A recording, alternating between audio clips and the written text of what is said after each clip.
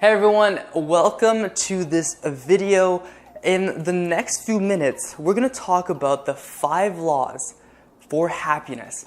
And the reason I think this topic is so important in our lives is because, well, happiness is central, right? If you're not happy, then you can't actually do the things that you want to do, right? Because if you're not happy, it's difficult to get out of bed, it's difficult to chase your dreams, it's difficult to socialize, and that's really what life is all about, right? It's like, how can we be the most happy in the shortest amount of time? So if you're here, you're someone who actually wants to be happy, and I'm so thankful for that, because the more people that are happy, well, the better life is for all of us. So without further ado, the first law for happiness is, well, gratitude. And gratitude can sometimes be difficult, right? We can be thankful for when people give us stuff or when good things happen to us in our lives. But what do we do when our life just doesn't give the results that we want from people and from situations, and you feel like maybe life has forgotten about you, or things haven't been going well for a certain amount of time, and you start giving up hope? Then how can you get gratitude, right? How can you stay thankful for the things that you have? Well, a really simple way that I do this is literally you write 3 things that you're grateful for in the morning, and they could be super simple, and it's a little bit like an exercise, so it kind of forces you to kind of think about it, but it doesn't have to be difficult, and it just makes you realize how much you actually have. So one of the things is, well, you can just be thankful for life, or for your friends, or for activities, or for the fact that you can do things, and you just write those 3 things down, takes a minute, and then boom, you have the gratitude for the day. The second law for happiness is to ignore the crappiness in your life. Now, for sure, everyone has problems, everyone has things that they're dealing with, and we're all in this together at the end of the day. And the way to be happy is really to block those things out. So when somebody is being mean to you, or you find something toxic, or you hear something on the news that really bothers you, and well, maybe the best thing to do is just say, okay, this is happening for that person, or in the world, or in that situation, but it doesn't mean that it has to happen for me. Okay, so the second rule is to block out that negativity. The third rule for happiness is to actually allow yourself to be happy. Now, a lot of us, well, there's this meme that's out there where there's this guy at a psychologist, and he's telling the psychologist, I'm just not happy, I've been doing things, and the psychologist says, well, do you allow yourself to be happy? I don't really remember the joke, this is really not funny, but at the end of the day, do you allow yourself to be happy?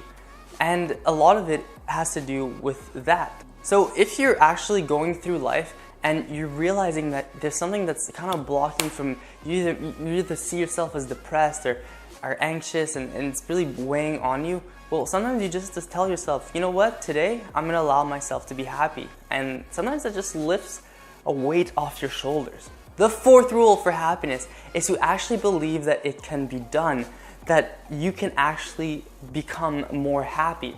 Happiness, you don't start off super happy, especially if it's difficult in the morning to be happy, if you have to go to a job you don't like, or if you have to go to a class you don't like, or just something is on your mind. Well, you have to say that, okay, it's possible to be more happy than I am now, and it always is. If you were the most happy possible right now, I said happy so many times in this video. If you are the most happy right now, you wouldn't even be watching this video because you wouldn't have clicked on how to become happy, right? You are probably happy, but I mean, are you as happy as you want to be? Probably not. I'm not. The fifth law for happiness is to not put pain on you, not put yourself through pain that you don't need to. So what am I talking about, right? Pain that you don't need to is worry, right? You have something that you think about, and then you create a bunch of stories that don't really exist about that situation. And then when you do that, it actually just makes your overall life worse. What's another thing? Sadness over things that's happened in the past. So thinking about the past in general is not a good idea, but especially bad situations in the past, thinking about those situations is just going to crush your soul. You probably know exactly what I'm talking about. You think about something in the past, And it just makes you feel so like, oh, first of all, why am I thinking about this? And second of all, it just busted my vibe from a few minutes ago. Right? I always find it fascinating how you can be really happy for a moment, right? You're just super happy, everything's good, you feel like life is on track and everything. And then a few minutes later, or sometimes it's a few hours, maybe you're able to sustain happiness for a few hours. By the way, I believe you can be happy 24/7. But for those who are still getting there, well, you're happy for a little bit. I'm one of those people, by the way. You're happy for a few minutes, a few hours, and then after the next moment or the next, for no reason, you just feel like crap, and you're like, wow, I can't believe I was happy before. So a bonus law for happiness. If you remember times that you were happy, it convinces you that it is possible to stay that way long term. So let's say you accomplished something amazing, or you just had a good grade on your test or whatever, and then you get home and you feel this sense of like bliss, and you're like, oh my gosh, this is awesome. And you have this moment, well, you can, during that moment, first of all, you realize, okay, I'm in this awesome moment, I should stay like this is amazing. But maybe that moment is gonna flutter away, and that feeling's gonna flutter away. And then maybe a few hours later you feel like crap because you're thinking about the next exam or things you gotta do. Just remember that you had an awesome feeling hours before, and feel that feeling again.